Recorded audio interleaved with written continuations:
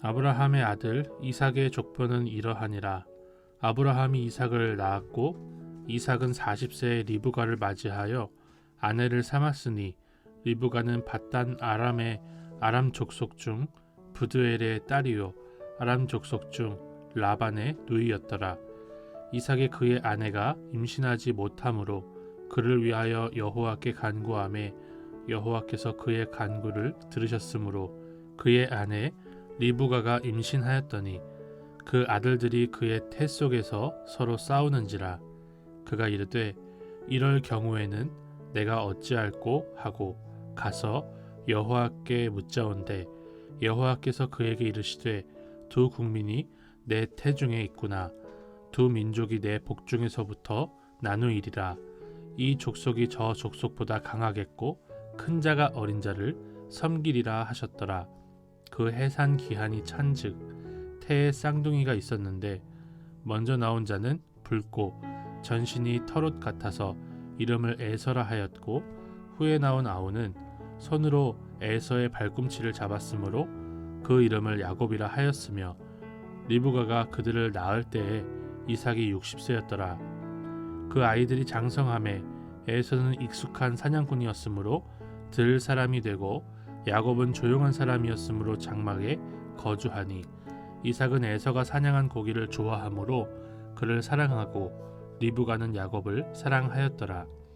야곱이 죽을 쑤었더니 에서가 들에서 돌아와서 심히 피곤하여 야곱에게 이르되 내가 피곤하니 그 붉은 것을 내가 먹게 하라 한지라. 그러므로 에서의 별명은 에돔이더라. 야곱이 이르되 형의 장자의 명분을 오늘 내게 팔라. 에서가 이르되 내가 죽게 되었으니 이 장자의 명분이 내게 무엇이 유익하리요. 야곱이 이르되 오늘 내게 맹세하라.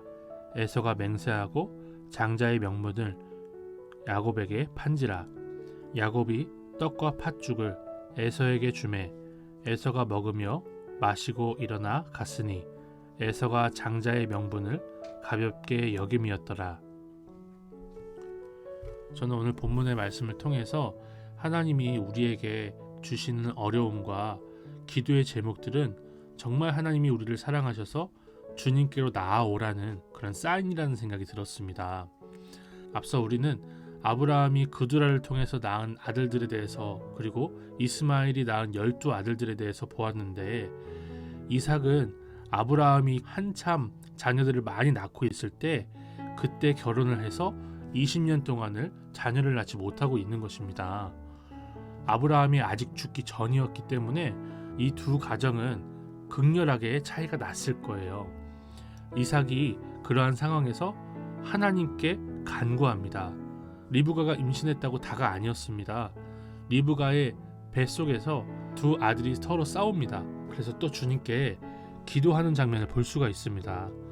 하나님은 이렇게 이삭이 결혼한 20년 동안 아들을 낳지 못하는 문제, 또 임신을 겨우 했지만 하나님이 주신 이 두 쌍둥이 아들이 서로 뱃속에서부터 싸우는 문제를 이삭에게 주시는 거예요. 이렇게 문제를 주시니까 이삭이 할 수 있는 것은 하나님께 간구하는 거였습니다. 여호와께 묻자온대 였습니다. 저는 우리 삶에서 하나님이 이삭에게 주셨던 것처럼 여러 가지 문제들을 허락하신 이유가 바로 여기 있다고 생각합니다. 우리가 저녁에 잠을 편하게 자지 못할 정도로 심각하게 심란하게 고민해야 되는 문제들을 하나님께서 우리 앞에 주시는 이유가 있습니다. 바로 하나님께 묻고 하나님께 간구하고 하나님께 나아가게 하시기 위해서 그런 것들을 우리 삶에 허락하신 줄을 믿습니다. 코로나19로 우리는 온 세상이 고통하는 시대를 지나오고 있습니다. 우리 개인으로도 너무나 힘든 시기를 지나오고 있어요. 그럴 때 우리 주님께서 우리를 그저 힘들게만 하시는 것이 아니라 주님께 더 가까이 나아가게 하시는 기회라 생각하고 주님과 더 친밀하게 주님께 더 자주 오래 무릎 꿇을 수 있는 우리가 되기를 소망합니다. 또 제가 이 본문의 말씀을 묵상할 때 이런 생각이 들더라고요. 하나님이 이삭에게 아들 하나만 주시거나 여러 아들을 주신 것이 아니라 굳이 쌍둥이를 낳게 하신 이유가 있을까?